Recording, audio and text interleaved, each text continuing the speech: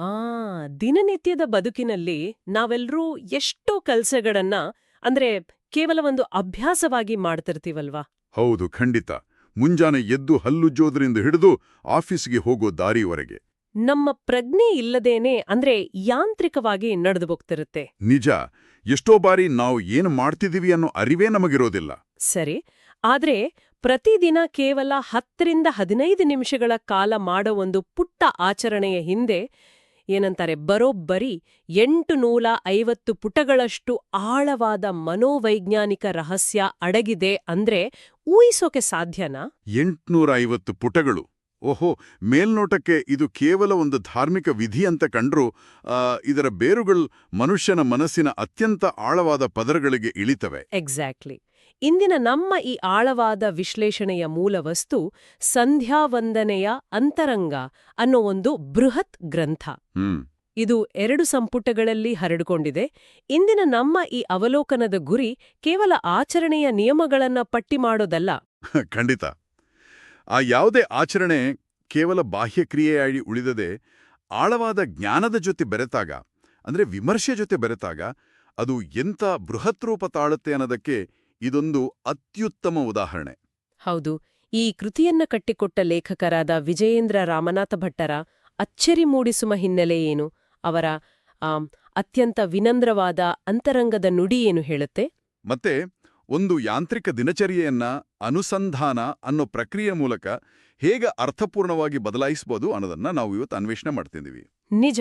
ನೀವು ಹೇಳ್ದ ಹಾಗೆ ಈ ಕೃತಿಯ ವಿನ್ಯಾಸದ ಬಗ್ಗೆ ನಾವು ಮೊದಲು ಗಮನ ಹರಿಸ್ಬೇಕು ಅನ್ಸುತ್ತೆ. ಹೌದು ನೋಡಿ, ಮೊದಲ ಸಂಪುಟ ಸಂಪೂರ್ಣವಾಗಿ ಕರ್ಮಯೋಗಕ್ಕೆ ಮೀಸಲಾಗಿದೆ. ಅಂದ್ರೆ ಕೇವಲ ಆಚರಣೆಯ ಭಾಗನ? ಹೌದು. ಆಚರಣೆಯಲ್ಲಿ ಬರುವ ಪ್ರತಿಯೊಂದು ಮಂತ್ರ, ಕೂರುವ ಸ್ಥಾನ, ಕೈಗಳ ಮುದ್ರೆಗಳು ಮತ್ತೆ ಭೌತಿಕ ಪ್ರಕ್ರಿಯೆಗಳನ್ನ ಇದು ವಿವರಿಸುತ್ತೆ. ಸರಿ ಸರಿ. ಆದರೆ ಕೇವಲ ಭೌತಿಕ ಪ್ರಕ್ರಿಯೆ ಸಾಲದಲ್ವಾ? ಹಾಗಾಗಿ 2ನೇ ಸಂಪುಟ ಜ್ಞಾನಯೋಗಕ್ಕೆ ಒತ್ತು ನೀಡುತ್ತೆ. ಹೋಹೋ, ಜ್ಞಾನಯೋಗ. ಆಚರಣೆ ಹಿಂದಿರುವ ತತ್ವಶಾಸ್ತ್ರ, ಅಂತರಂಗದ ವಿಮರ್ಶೆ ಮತ್ತೆ ಧ್ಯಾನದ ಸ್ವರೂಪವನ್ನ ಇದು ತೆರೆದಿಡುತ್ತೆ. ಮನುಷ್ಯನಿಗೆ ಕರ್ಮ ಮತ್ತು ಜ್ಞಾನ ಇವೆರಡೂ ಸೇರಿದಾಗಲೇ ಒಂದು ಪರಿಪೂರ್ಣ ದೃಷ್ಟಿಕೋನ ಸಿಗೋಕೆ ಸಾಧ್ಯ. ಅಲ್ಲ, ಒಂದು ನಿಮಿಷ.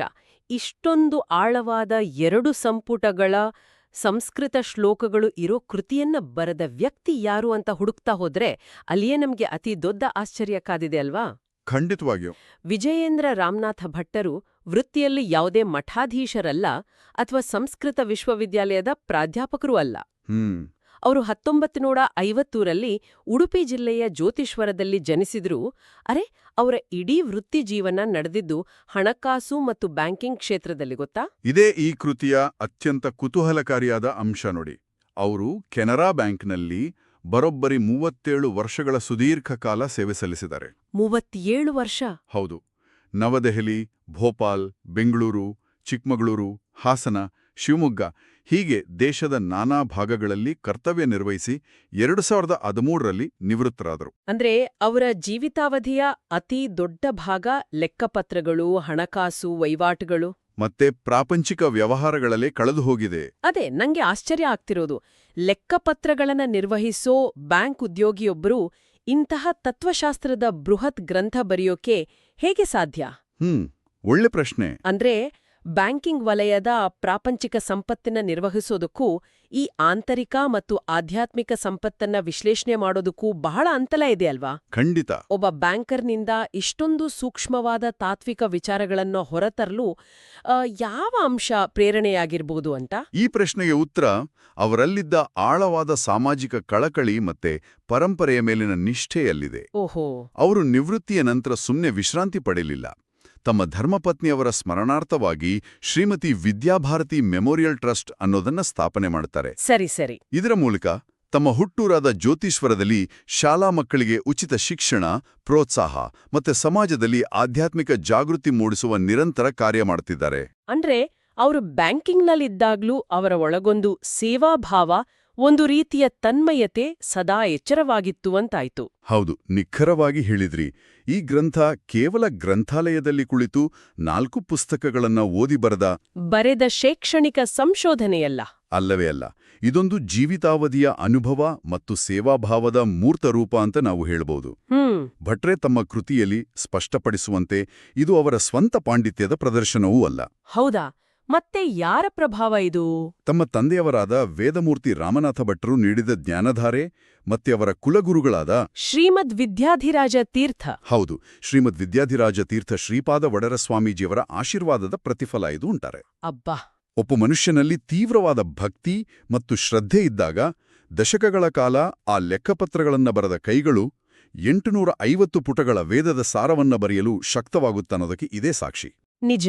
ಅವರ ಹಿನ್ನೆಲೆ ಮತ್ತೆ ಅವರು ಮಾಡಿರೋ ಇಷ್ಟು ದೊಡ್ಡ ಸಾಧನೆಯನ್ನ ನೋಡಿದ್ರೆ ಈ ಕೃತಿಯ ಬರವಣಿಗೆಯಲ್ಲಿ ಒಂದು ರೀತಿಯ ಅಧಿಕಾರವಾಣಿ ಅಥವಾ ಪಾಂಡಿತ್ಯದ ಅಹಂಕಾರ ಇರಬೇಕಿತ್ತಲ್ವಾ? ಸಾಮಾನ್ಯವಾಗಿರುತ್ತೆ. ಆದ್ರೆ ಈ ಗ್ರಂಥದ ಅಂತರಂಗದ ನುಡಿ ಅಥವಾ ಪ್ರಸ್ತಾವನೆ ಏನಿದೆ ಅದನ್ನ ಗಮನಿಸಿದ್ರೆ ಅಲ್ಲಿನ ಭಾಷೆ ಸಂಪೂರ್ಣ ಭಿನ್ನವಾಗಿದೆ. ಅಷ್ಟು ದೊಡ್ಡ ಪುಸ್ತಕ ಬರೆದ ಲೇಖಕರು ಆರಂಭದಲ್ಲೇ ಅತ್ಯಂತ ವಿನಮ್ರತೆಯಿಂದ ನಾನೇನು ಜ್ಞಾನಿಯಲ್ಲ, ವೈಯಾಕರಣಿಯೂ ಅಲ್ಲ ಅಂತ ಬರೀತಾರೆ. ಭಾಷಾಜನಿತ ಜ್ಞಾನವೂ ನನಗಿಲ್ಲ, ಶಬ್ದ ಪ್ರಯೋಗಗಳ ಪದವಿನ್ಯಾಸಗಳ ದೂರದೃಷ್ಟಿ ನನಗಿಲ್ಲ ಅಂತ ಹೇಳಿಕೊಳ್ತಾರೆ. ಇದು ನಿಜಕ್ಕೂ ನನಗೆ ಅಚ್ಚರಿ ಮೂಡಿಸ್ತು. ವಾಸ್ತವವಾಗಿ ಇದು ಪ್ರಾಚೀನ ಭಾರತೀಯ ಪರಂಪರೆಯ ಅತಿದೊಡ್ಡ ಮತ್ತೆ ಪ್ರಮುಖ ಗುಣ. ಓಹೋ! ಇದನ್ನೇ ನಾವು ಶರಣಾಗತಿ ಭಾವ ಅಥವಾ ಅಹಂಕಾರದ ವಿಸರ್ಜನೆ ಅಂತೀವಿ. ಅವರು ತಮ್ಮ ಪ್ರಸ್ತಾವನೆಯಲ್ಲಿ ನಾಹಂ ಕರ್ತ ಹರಿಹಿ ಕರ್ತ ಅನ್ನೋ ವಾಕ್ಯವನ್ನ ಉಲ್ಲೇಖಿಸ್ತಾರೆ. ನಾನು ಮಾಡುವವನಲ್ಲ, ಭಗವಂತನೇ ಎಲ್ಲವನ್ನೂ ನನ್ನಿಂದ ಮಾಡಿಸುವವನು ಅನ್ನೋ ಭಾವನೆ. ಯಾವುದೇ ಒಂದು ಬೌದ್ಧಿಕ ಸೃಷ್ಟಿಯನ್ನ ನನ್ನಿಂದಲೇ ಆಯ್ತು ಅಂದುಕೊಂಡಾಗ ಅಲ್ಲಿ ಅಹಂಕಾರ ಹುಟ್ಟುತ್ತೆ. ಆದ್ರೆ ನಾನೊಂದು ಉಪಕರಣ ಮಾತ್ರ ಅಂದ್ಕೊಂಡಾಗ ಅಲ್ಲಿ ಶುದ್ಧವಾದ ಜ್ಞಾನ ಪ್ರವಹಿಸುತ್ತೆ. ಈ ಸಂದರ್ಭದಲ್ಲಿ ಅವರು ಕೊಟ್ಟಿರೋ ಒಂದು ಹೋಲಿಕೆ ಬಹಳ ಗಮನ ಸೆಳೆಯುತ್ತೆ. ರಾಮಾಯಣದಲ್ಲಿ ಶ್ರೀರಾಮಚಂದ್ರನು ಲಂಕೆಗೆ ಸೇತುವೆ ಕಟ್ಟುವಾಗ ಆ ಕಪಿ ಸೈನ್ಯ ಬೃಹತ್ ಬಂಡೆಗಳನ್ನ ತಂದು ಹಾಕ್ತಿರುತ್ತೆ. ಹೌದು. ಆಗ್ಲೊಂದು ಸಣ್ಣ ಅಳಿಲು ತನ್ನ ಮೈಮೇಲೆ ಮರಳನ್ನ ಹೊರಳಾಡಿಸಿಕೊಂಡು ಬಂದು ಸೇತುವೆಗೆ ಉದುರಿಸಿ ತನ್ನ ಕೈಲಾದ ಅಳಿಲು ಸೇವೆ ಮಾಡಿತಲ್ವಾ? ಅದೇ ಹೋಲಿಕೆ. ಹಾಗೆ ತಾನೂ ಕೂಡ ಈ ಕೃತಿಯ ಮೂಲಕ ಸಣ್ಣದೊಂದು ಅಳಿಲು ಸೇವೆ ಮಾಡಿದ್ದೇನೆ ಅಂತ ಲೇಖಕರು ಹೇಳ್ಕೊಂಡಿದ್ದಾರೆ. ಆದ್ರೆ ಇಲ್ಲಿ ನಂದೊಂದು ಪ್ರಶ್ನೆ ಇದೆ, ಕೇಳಿ. ಆಧುನಿಕ ಓದುವರಿಗೆ ಒಂದು ಪುಸ್ತಕದ ಮೇಲೆ ನಂಬಿಕೆ ಬರ್ಬೇಕಾದ್ರೆ ಲೇಖಕರು ತಾನೊಬ್ಬ ಎಕ್ಸ್ಪರ್ಟ್ ಅಥವಾ ತಜ್ಞ ಅಂತ ಬಿಂಬಿಸ್ಕೋಬೇಕಲ್ವಾ? ತನಗೆ ವ್ಯಾಕರಣವೇ ಗೊತ್ತಿಲ್ಲ, ತಾನೇನು ಪಂಡಿತನಲ್ಲ ಅಂತ ಹೇಳ್ಕೊಳ್ಳೋದು ಓದುಗರಿಗೆ ಈ ಕೃತಿಯ ಮೇಲಿನ ವಿಶ್ವಾಸವನ್ನ ಕಡಿಮೆ ಮಾಡಲ್ವಾ? ಈ ಪಾಂಡಿತ್ಯದ ಅಹಂಕಾರವಿಲ್ಲದ ಬರಹ ಜನಸಾಮಾನ್ಯರಿಗೆ ಯಾವ ರೀತಿಗೆ ಕನೆಕ್ಟ್ ಆಗತ್ತೆ ಅಂತ ನೋಡಿ. ಈ ಪ್ರಶ್ನೆ ಹಿಂದಿರೋ ಮನೋವಿಜ್ಞಾನವನ್ನ ನಾವು ಅರ್ಥ ಮಾಡ್ಕೋಬೇಕು. ಯಾವುದೇ ಒಂದು ತಾತ್ವಿಕ ಅಥವಾ ಆಧ್ಯಾತ್ಮಿಕ ಗ್ರಂಥವನ್ನ ನಾನು ದೊಡ್ಡ ಪಂಡಿತ, ನನಗೆ ಎಲ್ಲವೂ ತಿಳಿದಿದೆ, ನಾನು ಹೇಳಿದ್ದನ್ನ ನೀವು ಕಲೀರಿ ಅನ್ನೋ ಮೇಲರಿಮೆಯಿಂದ ಬರೆದ್ರೆ ಆ ಪುಸ್ತಕ ಓದುಗರಲ್ಲಿ ಒಂದು ರೀತಿಯ ಅಂತರವನ್ನ ಸೃಷ್ಟಿ ಮಾಡುತ್ತೆ. ಆ ಗ್ಯಾಪ್ ಕ್ರಿಯೇಟ್ ಆಗುತ್ತೆ. ಹೌದು, ಅದು ಕೇವಲ ಜ್ಞಾನದ ಪ್ರದರ್ಶನವಾಗಿ ಸಾಮಾನ್ಯ ಜನರನ್ನ ಬೆದರಿಸುತ್ತೆ ಅಷ್ಟೇ. ಸರಿ. ಆದ್ರೆ ಲೇಖಕರು ತಮ್ಮ ಕರ್ತೃತ್ವದ ಅಹಂಕಾರ ಬಿಟ್ಟು ನಾನು ನಿಮ್ಮಂತೆಯೇ ಒಬ್ಬ ಸಾಮಾನ್ಯ, ನನ್ನ ಅನುಭವವನ್ನ ಹಂಚ್ಕೊಳ್ತಿದ್ದೀನಿ ಅಂದಾಗ ಬರವಣಿಗೆಯಲ್ಲಿ ಒಂದು ಪ್ರಾಮಾಣಿಕತೆ ಮೂಡುತ್ತೆ. ನಿಜ. ಆ ಪ್ರಾಮಾಣಿಕತೆ ಯಾವುದೇ ವ್ಯಾಕರಣದ ದೋಷಗಳಿಗಿಂತ ಮಿಗಿಲಾಗಿ ಓದುಗರ ಹೃದಯಕ್ಕೆ ನೇರವಾಗಿ ತಟ್ಟುತ್ತೆ. ಇದು ಕೇವಲ ಪಾಂಡಿತ್ಯದ ಪ್ರದರ್ಶನವಲ್ಲ, ಇದೊಂದು ಆತ್ಮೀಯವಾದ ಆಧ್ಯಾತ್ಮಿಕ ಅನುಭವದ ಹಂಚಿಕೆ. ಓದುಗರಿಗೆ ಈ ಪುಸ್ತಕ ನಮಗಾಗಿ ಬರೆದದ್ದು ಅನ್ನೋ ಭಾವನೆ ಮೂಡೋಕೆ ಇದೇ ಮುಖ್ಯ ಕಾರಣ.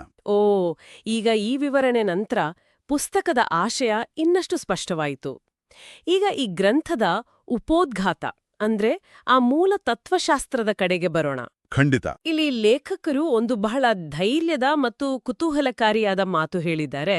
ಆ ಭರತಖಂಡದಲ್ಲಿ ಭಗವಂತನನ್ನ ಆರಾಧಿಸಲು ಇರುವ ಅತ್ಯಂತ ಸುಲಭವಾದ ಮಾರ್ಗ ಅದು ಸಂಧ್ಯಾವಂದನೆ ಅಂತಾರೆ. ಹೌದು. ಯಾಕೆ ಇದು ಇಷ್ಟೊಂದು ಮಹತ್ವದ್ದು? ಇದನ್ನ ಸರಿಯಾಗಿ ಗ್ರಹಿಸೋಕೆ ನಾವು ದೇವತಾರ್ಚನೆ ಸಾಂಪ್ರದಾಯಿಕ ದೇವಪೂಜೆ ಮತ್ತೆ ಸಂಧ್ಯಾವಂದನೆ ಇವೆರಡಕ್ಕೂ ಇರೋ ಮೂಲಭೂತ ವ್ಯತ್ಯಾಸವನ್ನ ನೋಡಬೇಕು. ಓಕೆ, ಏನು ವ್ಯತ್ಯಾಸ? ಲೇಖಕರು ಇದನ್ನ ಬಹಳ ಸೂಕ್ಷ್ಮವಾಗಿ ವಿಶ್ಲೇಷಣೆ ಮಾಡಿದ್ದಾರೆ. ದೇವಪೂಜೆಯನ್ನ ಮಾಡಬೇಕಾದ್ರೆ ನಮಗೆ ವಿಗ್ರಹ ಬೇಕು, ಹೂವು, ಹಣ್ಣು, ಗಂಧ, ಧೂಪ, ದೀಪ ಇಂಥ ಬಾಹ್ಯ ವಸ್ತುಗಳು ಬೇಕು. ಆ ದೇವರನ್ನ ಬಾಹ್ಯವಾಗಿ ಆವಾಹನೆ ಮಾಡಬೇಕು, ಪೂಜೆಯ ನಂತರ ವಿಸರ್ಜನೆ ಮಾಡಬೇಕು. ಸರಿ ಸರಿ. ಇವೆನ್ನದಕ್ಕೂ ಒಂದು ನಿರ್ದಿಷ್ಟ ಭೌತಿಕ ಕೌಶಲ, ಸಾಮಗ್ರಿ ಮತ್ತೆ ಸ್ಥಳ ಬೇಕಾಗತ್ತೆ. ಆದರೆ ಸಂಧ್ಯಾವಂದನೆಗೆ ಈ ಯಾವ ಬಾಹ್ಯ ಆಡಂಬರಗಳೂ ಬೇಕಿಲ್ಲ. ಆ ಇದನ್ನ ಹೀಗೆ ಅರ್ಥೈಸ್ಕೊಳ್ಬೋದಾ? ಅಂದ್ರೆ ದೇವಪೂಜೆ ಅಂದ್ರೆ ನಾವು ಒಂದು ದೊಡ್ಡ ಮೀಟಿಂಗ್ ರೂಮನ್ನ ಭೌತಿಕವಾಗಿ ಸಿದ್ಧಪಡಿಸಿದ ಹಾಗೆ. ಲೈಟ್ಸ್, ಕುರ್ಚಿ, ಹೂವಿನ ಅಲಂಕಾರ ಎಲ್ಲವನ್ನೂ ಹೊರಗಿನಿಂದ ತಂದು ಸೆಟಪ್ ಮಾಡ್ಬೇಕು. ಮತ್ತೆ ಆ ಮೀಟಿಂಗ್ ಮುಗಿದ ಮೇಲೆ ಎಲ್ಲವನ್ನೂ ತೆಗಿಬೇಕು. ಕರೆಕ್ಟ್. ಆದ್ರೆ ಸಂಧ್ಯಾ ವಂದನೆ ಅನ್ನೋದು ನಮ್ಮೊಳಗೆ ಇರೋ, ನಾವು ಎಲ್ಲಿಗ್ ಹೋದ್ರೂ ನಮ್ಮೊಂದಿಗಿರೋ ಭಗವಂತನ ಜೊತೆಗಿನ ನೇರವಾದ ವೈಯಕ್ತಿಕವಾದ ಆಂತರಿಕ ಸಂಪರ್ಕದಂತೆ ಒಂದು ಹಾಟ್ಲೈನ್ ಇದ್ದ ಹಾಗೆ. ವಾವ್, ಇದು ಅತ್ಯಂತ ನಿಖರವಾದ ಹೋಲಿಕೆ. ಅಲ್ಲಿ ಆವಾಹನೆಯೂ ಇಲ್ಲ, ವಿಸರ್ಜನೆಯೂ ಇಲ್ಲ. ಯಾಕೆಂದ್ರೆ ನಮ್ಮೊಳಗಿನ ಅಸ್ತಿತ್ವಕ್ಕೆ ವಿಸರ್ಜನೆ ಅನ್ನೋದೇ ಇಲ್ಲ ಅಲ್ವಾ? ಹೌದು. ಲೇಖಕರ ಪ್ರಕಾರ ಸಂಧ್ಯಾವಂದನೆ ಅಂದ್ರೆ ನಮ್ಮ ಹೃತ್ಕಮಲದಲ್ಲಿ ಕುಳಿತಿರುವ ಭಗವಂತನನ್ನ ಆಂತರಿಕವಾಗಿ ಪೂಜಿಸುವ ಪ್ರಕ್ರಿಯೆ. ಹೃತ್ಕಮಲ. ಈ ಆಂತರಿಕ ಸಂಪರ್ಕ ಕೇವಲ ಭಗವಂತನೊಂದಿಗಿನ ಮಾತುಕತೆ ಅಲ್ಲ, ಬದಲಾಗಿ ಮನುಷ್ಯನ ಜೀವನದ ಮೂಲತತ್ವಗಳ ಜೊತೆಗಿನ ಅನುಸಂಧಾನವೂ ಹೌದು. ಅಂದ್ರೆ ಇಲ್ಲಿ ಲೇಖಕರು ಹಿಂದೂ ಧರ್ಮದ ಮೂಲ ತತ್ವಗಳಾದ 3 ಆಶ್ರಮಗಳನ್ನ ಮತ್ತೆ ಮನುಷ್ಯನ ಮೇಲಿರುವ 3 ರೀತಿಯ ಋಣಗಳನ್ನ ಪ್ರಸ್ತಾಪ ಮಾಡ್ತಾರೆ. ಓಹೋ. ಮನುಷ್ಯನಿಗೆ ಆಧಿಭೌತಿಕ, ಆಧಿದೈವಿಕ ಮತ್ತೆ ಆಧ್ಯಾತ್ಮಿಕ ಋಣಗಳಿರ್ತವೆ.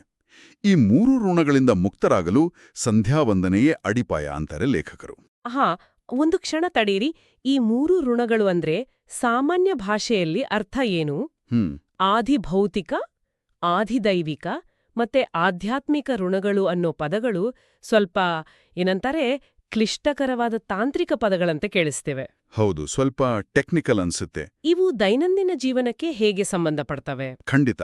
ಇವುಗಳನ್ನ ನಾನು ಸರಳವಾಗಿ ಬಿಡಿಸಿ ಹೇಳ್ತೀನಿ ಕೇಳಿ. ಮನುಷ್ಯ ಹುಟ್ಟಿದಾಗಿನಿಂದಲೂ ಅನೇಕ ವಿಷಯಗಳಿಗೆ ಆಭಾರಿಯಾಗಿರ್ತಾನೆ. ಸರಿ. ಮೊದಲನೇದು ಆಧಿಭೌತಿಕ ಋಣ. ಇದು ನಮ್ಮ ಸುತ್ತಲಿನ ಭೌತಿಕ ಜಗತ್ತಿಗೆ, ಅಂದ್ರೆ ಸಮಾಜಕ್ಕೆ, ನಮ್ಮನ್ನ ಹೆತ್ತು ಹೊತ್ತ ತಂದೆ ತಾಯಿಗೆ, ಗುರುಗಳಿಗೆ ಮತ್ತೆ ನಮ್ಮ ಸುತ್ತಲಿನ ಪ್ರಾಣಿ ಪಕ್ಷಿ ಪರಿಸರಕ್ಕೆ ನಾವು ಪಡಬೇಕಾದ ಋಣ. ಸಂಧ್ಯಾವಂದನೆಯಲ್ಲಿ ಮಾಡೋ ತರ್ಪಣ ಇತ್ಯಾದಿಗಳು ಈ ಕೃತಜ್ಞತೆಯನ್ನ ಸೂಚಿಸ್ತವೆ. ಓ, ಇದು ಆಧಿಭೌತಿಕ ಋಣ. ಎರಡನೇದು ಆಧಿದೈವಿಕ ಋಣ. ಇದು ಪ್ರಕೃತಿಯ ಅಗೋಚರ ಶಕ್ತಿಗಳಿಗೆ ಸಲ್ಲಬೇಕಾದ ಋಣ. ಅಂದ್ರೆ ಪಂಚಭೂತಗಳ? ಹೌದು. ಉದಾಹರಣೆಗೆ, ನಮಗೆ ಬೆಳಕು ಕೊಡೋ ಸೂರ್ಯ, ಗಾಳಿ, ಮಳೆ ಇತ್ಯಾದಿ ನೈಸರ್ಗಿಕ ಶಕ್ತಿಗಳಿಲ್ಲದೆ ಬದುಕಲು ಸಾಧ್ಯವೇ ಇಲ್ಲಲ್ವಾ? ನಾವು ದಿನನಿತ್ಯ ನೀಡುವ ಅರ್ಘ್ಯ ಈ ಬ್ರಹ್ಮಾಂಡದ ಶಕ್ತಿಗಳಿಗೆ ಸಲ್ಲಿಸುವ ಕೃತಜ್ಞತೆಯಾಗಿದೆ. ವಾವ್. ಮತ್ತೆ ಮೂರನೇದು ಆಧ್ಯಾತ್ಮಿಕ ಋಣ. ಇದು ನಮ್ಮದೇ ಅಂತರಂಗಕ್ಕೆ, ನಮ್ಮ ಆತ್ಮದ ವಿಕಾಸಕ್ಕೆ ನಾವು ಮಾಡಬೇಕಾದ ಕರ್ತವ್ಯ. ಅಂದ್ರೆ ನಮ್ಮ ಒಳಗಿನ ಪ್ರಜ್ಞೆಯನ್ನ ಜಾಗೃತಗೊಳಿಸ್ಕೊಳ್ಳೋದು. ಹೌದು. ಈ 3 ಆಯಾಮಗಳನ್ನ ಅಂದ್ರೆ ಸಮಾಜ, ಪ್ರಕೃತಿ ಮತ್ತೆ ಅಂತರಂಗ, ಈ 3 ಒಂದೇ ಬಿಂದುನಲ್ಲಿ ಬೆಸೆಯೋ ಪ್ರಕ್ರಿಯೆಯೇ ಸಂಧ್ಯಾವಂದನೆ. ಇದು ನಿಜಕ್ಕೂ ವಿಸ್ಮಯಕಾರಿ. ಅಂದ್ರೆ ಇದೊಂದು ಸಂಪೂರ್ಣ ಜೀವನ ವಿಧಾನದ ನಕ್ಷೆ ಇದ್ದಾಗೆ ಇದೆ. ಬ್ರಹ್ಮಚರ್ಯ ಆಶ್ರಮದಲ್ಲಿ ಜ್ಞಾನ ಸಂಪಾದನೆ, ಗೃಹಸ್ಥಾಶ್ರಮದಲ್ಲಿ ಧರ್ಮಬದ್ಧವಾಗಿ ಜೀವನ ನಿರ್ವಹಣೆ, ಮತ್ತೆ ವಾನಪ್ರಸ್ಥದಲ್ಲಿ ಆ ಪ್ರಾಪಂಚಿಕ ವ್ಯಾಮೋಹಗಳಿಂದ ಬಿಡುಗಡೆ ಪಡೆಯುವ ಈ ಇಡೀ ಜೀವನ ಚಕ್ರದಲ್ಲಿ ಸಮತೋಲನ ಕಾಯ್ದುಕೊಳ್ಳೋಕೆ ಈ 3 ಋಣಗಳ ಅರಿವು ಅಗತ್ಯ. ಆದ್ರೆ ಇಲ್ಲಿಯೇ ನನಗೊಂದು ದೊಡ್ಡ ವಾಸ್ತವಿಕ ಸಮಸ್ಯೆ ಕಾಣಿಸ್ತಿದೆ. ಏನದು? ಇಂದಿನ ಈ ವೇಗದ ಬದುಕಿನಲ್ಲಿ ಬಹುತೇಕ ಜನರು ಈ ಆಚರಣೆಗಳನ್ನ ಕೇವಲ ಗಿಳಿಪಾಠದಂತೆ ಯಾಂತ್ರಿಕವಾಗಿ ಮಾಡ್ತಿದಾರಲ್ವಾ? ಹೌದು, ದುರದೃಷ್ಟವಶಾತ್. ಮಂತ್ರಗಳನ್ನ ಕೇವಲ ತುಟಿಯಿಂದ ಉಚ್ಚರಿಸೋದು, ಟೈಮ್ ಆಯ್ತು ಅಂತ ಬೇಗನೆ ಮುಗಿಸಿ ಏಳೋದು. ಇದರ ಅರ್ಥವೇ ಗೊತ್ತಿಲ್ಲದೆ ಜಪಿಸಿದ್ರೆ ನಿಜಕ್ಕೂ ಏನಾದ್ರೂ ಪ್ರಯೋಜನ ಇದೆಯಾ? ಗ್ರಂಥದ 4ನೇ ಭಾಗದಲ್ಲಿ ಲೇಖಕರು ಇದನ್ನೇ ತೀವ್ರವಾಗಿ ಪ್ರಸ್ತಾಪಿಸ್ತಾರಲ್ವಾ? ಖಂಡಿತ. ಇದು ಈ ಕೃತಿಯ ಬಹುಮುಖ್ಯವಾದ ಎಚ್ಚರಿಕೆ ಮತ್ತು ಸಂದೇಶ. ಲೇಖಕರು ಬಹಳ ಸ್ಪಷ್ಟವಾಗಿ ಹೇಳ್ತಾರೆ, ಬಹಳಷ್ಟು ಜನರು ವರ್ಷಗಟ್ಲೆ ಯಾಂತ್ರಿಕವಾಗಿ ಗಾಯತ್ರಿ ಮಂತ್ರವನ್ನ ಜಪಿಸ್ತಾರೆ, ಆದರೆ ಅದರ ಒಳಾರ್ಥವನ್ನ, ಅದರ ಹಿಂದಿನ ಶಕ್ತಿಯನ್ನ ಅರಿತಿರೋದಿಲ್ಲ. ಕೇವಲ ತುಟಿಗಳಲ್ಲಿ ಮಂತ್ರವಿದ್ರೆ ಸಾಲದು, ಮನಸ್ಸಿನಲ್ಲಿ ಅನುಸಂಧಾನ ಇರಬೇಕು. ಯಾಂತ್ರಿಕವಾಗಿ ಮಾಡಿದ್ರೆ ಅದು ಕೇವಲ ದೈಹಿಕ ಕಸರತ್ತಾಗುತ್ತೆ ಅಷ್ಟೇ. ಅನುಸಂಧಾನ, ಈ ಪದವನ್ನ ನಾವು ಅನೇಕ ಬಾರಿ ಕೇಳಿದೀವಿ. ಆದ್ರೆ ಇದರ ನಿಜವಾದ ಪ್ರಾಯೋಗಿಕ ಅರ್ಥ ಏನು? ಅಂದ್ರೆ ಭಾಷೆ ಗೊತ್ತಿಲ್ಲದೆ ಮಂತ್ರ ಜಪಿಸೋದು ಅಂದ್ರೆ ನಮ್ಗೆ ಅರ್ಥವಾಗದ ಭಾಷೆಯಲ್ಲಿ ಬರೆದಿರೋ ಸುಂದರವಾದ ಪತ್ರವೊಂದನ್ನ ಓದಿದ ಹಾಗೆ. ಹೌದು, ಸರಿಯಾದ ಹೋಲಿಕೆ. ನಮ್ಗೆ ಅಲ್ಲಿ ಅಕ್ಷರಗಳು ಕಾಣ್ತವೆ, ಉಚ್ಚಾರಣೆಯ ಶಬ್ದವೂ ಬರುತ್ತೆ. ಆದ್ರೆ ಆ ಪತ್ರದಲ್ಲಿರೋ ಭಾವನೆ, ಆ ಎಮೋಷನ್ ನಮ್ಮನ್ನ ತಲುಪೋದೇ ಇಲ್ಲ ಅಲ್ವಾ? ನಿಜ. ಹಾಗಾದ್ರೆ ಈ ಪುಸ್ತಕ ಆ ಯಾಂತ್ರಿಕ ಆಚರಣೆಗೆ, ಆ ನಿರ್ಜೀವ ಅಕ್ಷರಗಳಿಗೆ ಹೇಗೆ ಜೀವ ತುಂಬುತ್ತೆ? ಈ ಅನುಸಂಧಾನದ ಮೂಲಕ ಅಂತಃಕರಣ ಶುದ್ಧಿ ಹೇಗೆ ನಡೆಯುತ್ತೆ? ಆ, ಈ ನಿರ್ಜೀವ ಅಕ್ಷರಗಳಿಗೆ ಜೀವ ತುಂಬುವ ಪ್ರಕ್ರಿಯೆಯನ್ನೇ ಅನುಸಂಧಾನ ಅನ್ನೋದು. ಅನುಸಂಧಾನ ಅಂದ್ರೆ ಮಂತ್ರದ ಜೊತೆಗೆ ಮನಸ್ಸಿನ ಆಳವಾದ ಚಿಂತನೆಯನ್ನ, ಅಂದ್ರೆ ಒಂದು ಪ್ರಜ್ಞಾಪೂರ್ವಕ ಉದ್ದೇಶವನ್ನ ಬೆಸೆಯೋದು. ಓಹೋ. ಲೇಖಕರು ವಿವರಿಸುವ ಪ್ರಕಾರ ನಾವು ಮಂತ್ರವನ್ನ ಜಪಿಸುವಾಗ ನಮ್ಮ ಅಂತಃಕರಣ ಶುದ್ಧಿಯಾಗಬೇಕು. ಅಂತಃಕರಣ ಅಂದ್ರೆ ಮನಸ್ಸು, ಬುದ್ಧಿ, ಚಿತ್ತ ಮತ್ತೆ ಅಹಂಕಾರ. ಹೌದು, ಇವುಗಳ ಸಮೂಹ. ಇವುಗಳನ್ನ ಶುದ್ಧಿಗೊಳಿಸೋದು ಹೇಗೆ ಅಂದ್ರೆ ನಮ್ಮೊಳಗಿರೋ 6 ಶತ್ರುಗಳನ್ನ. ಆರಿಷಡ್ವರ್ಗಗಳು. ಹೌದು, ಕಾಮ, ಕ್ರೋಧ, ಲೋಭ, ಮೋಹ, ಮದ ಮತ್ತೆ ಮಾತ್ಸರ್ಯ. ಈ 6 ಶತ್ರುಗಳನ್ನ ನಾಶಪಡಿಸುವ ಮೂಲಕ ಅಂತಃಕರಣ ಶುದ್ಧಿ ಮಾಡೋದು. ಆದ್ರೆ ಕೇವಲ ಒಂದು ಮಂತ್ರವನ್ನ ಹೇಳೋದ್ರಿಂದ ಕೋಪ ಅಥವಾ ದುರಾಸೆಗಳು ಹೇಗೆ ನಾಶವಾಗ್ತವೆ? ಇದರ ಹಿಂದಿನ ಏನಂತಾರೆ ಕಾರ್ಯವಿಧಾನ ಅಥವಾ ಮೆಕ್ಯಾನಿಸಮ್ ಏನು? ಇದನ್ನೇ ಲೇಖಕರು ಅತ್ಯಂತ ವೈಜ್ಞಾನಿಕವಾಗಿ ವಿವರಿಸಿದ್ದಾರೆ ನೋಡಿ. ಗಾಯತ್ರಿ ಮಂತ್ರದ ಮೂಲಕ ಭಗವಂತನ ವಿವಿಧ ರೂಪಗಳನ್ನ ಧ್ಯಾನಿಸುವ ಪ್ರಕ್ರಿಯೆ ಇದಾಗಿದೆ. ಉದಾಹರಣೆಗೆ, ಮಂತ್ರ ಪಠಿಸುವಾಗ ಮತ್ಸ್ಯಾವತಾರ, ಕೂರ್ಮಾವತಾರ ಅಥವಾ ಉಡುಪಿ ಶ್ರೀಕೃಷ್ಣನ ರೂಪವನ್ನ ಮನಸ್ಸಿನಲ್ಲಿ ಕಲ್ಪಿಸಿಕೊಳ್ಳೋಕೆ ಹೇಳ್ತಾರೆ. ಓಕೆ. ಇದರ ಹಿಂದಿನ ಮನೋವಿಜ್ಞಾನವನ್ನ ಗಮನಿಸಿ. ನಮ್ಮ ಮನಸ್ಸು ಒಮ್ಮೆಗೆ 2 ತೀವ್ರವಾದ ಆಲೋಚನೆಗಳನ್ನ ಹಿಡಿದಿಟ್ಕೊಳ್ಳೋಕೆ ಸಾಧ್ಯ ಇಲ್ಲ. ನಿಜ. ದೈನಂದಿನ ಜೀವನದ ಗೊಂದಲ, ಕೋಪ, ದುರಾಸೆಗಳು ಮನಸ್ಸಿನಲ್ಲಿ ತುಂಬಿರುವಾಗ ಭಗವಂತನ ಒಂದು ಪ್ರಬಲವಾದ ತೇಜಸ್ವಿಯಾದ ರೂಪವನ್ನ ಮನಸ್ಸಿನಲ್ಲಿ ನಿಲ್ಲಿಸಿದಾಗ, ಅಂದ್ರೆ ಆ ಮತ್ಸ್ಯವತಾರದ ಚಿತ್ರಣ. ಹೌದು, ಆ ಚಿತ್ರಣ ಒಂದು ಪ್ರಬಲವಾದ ಆಂಕರ್ ಅಥವಾ ಲಂಗರಿನಂತೆ ಕೆಲಸ ಮಾಡುತ್ತೆ. ನೀವು ಮಂತ್ರವನ್ನ ಪಠಿಸುತ್ತಾ ಆ ಭಗವಂತನ ತೇಜಸ್ಸು ನಿಮ್ಮೊಳಗಿನ ಕೋಪವನ್ನ, ಅಹಂಕಾರವನ್ನು ಸುಟ್ಟಾಕ್ತಿದೆ ಅಂತ ಭಾವಿಸ್ತೀರಿ. ವಾವ್. ಮಂತ್ರ ಮನಸ್ಸಿಗೆ ಒಂದು ಲಯ ಅಂದ್ರೆ ರಿದಮ್ ಅನ್ನ ನೀಡುತ್ತೆ. ಆ ದೈವಿಕ ರೂಪದ ಕಲ್ಪನೆ ಮನಸ್ಸಿಗೆ ಏಕಾಗ್ರತೆಯನ್ನ ನೀಡುತ್ತೆ. ಸರಿ ಸರಿ. ಮತ್ತೆ ಈ ನಕಾರಾತ್ಮಕ ಭಾವನೆಗಳ ನಾಶವಾಗ್ತಿವೆ ಅನ್ನೋ ಭಾವನೆಯೇ ಆ ಅನುಸಂಧಾನವನ್ನ ಪೂರ್ಣಗೊಳಿಸುತ್ತೆ. ಇದು ಕೇವಲ ಧಾರ್ಮಿಕ ಕ್ರಿಯೆಯಲ್ಲ, ಇದೊಂದು ಅತ್ಯಂತ ಆಳವಾದ ಮನೋವೈಜ್ಞಾನಿಕ ಮರುಜೋಡಣೆ. ಇದು ನಿಜಕ್ಕೂ ಬೆರಗುಗೊಳಿಸುವ ವಿಶ್ಲೇಷಣೆ. ಅಂದ್ರೆ ದೈನಂದಿನ ಜೀವನದ ಏರುಪೇರುಗಳಲ್ಲಿ, ಸುಖ ದುಃಖಗಳಲ್ಲಿ ನಮ್ಮ ಮನಸ್ಸು ಚಂಚಲವಾಗೋದು ಬಹಳ ಸಹಜ. ಖಂಡಿತ. ಈ ಚಿತ್ತಾಂಚಲ್ಯ ಅಥವಾ ಮನಸ್ಸಿನ ಚಂಚಲತೆಯನ್ನು ನಿವಾರಿಸಲು ನಮ್ಮ ಪ್ರತಿಯೊಂದು ಕರ್ಮವನ್ನು ಒಂದು ದೊಡ್ಡ ಶಕ್ತಿಗೆ ಅರ್ಪಿಸುವ ಮನೋಭಾವವೇ ಈ ಅನುಸಂಧಾನ. ಹೌದು. ಯಾಂತ್ರಿಕವಾಗಿ ಮಾಡಿದ್ರೆ ಅದು ಕೇವಲ ತುಟಿಯ ವ್ಯಾಯಾಮ.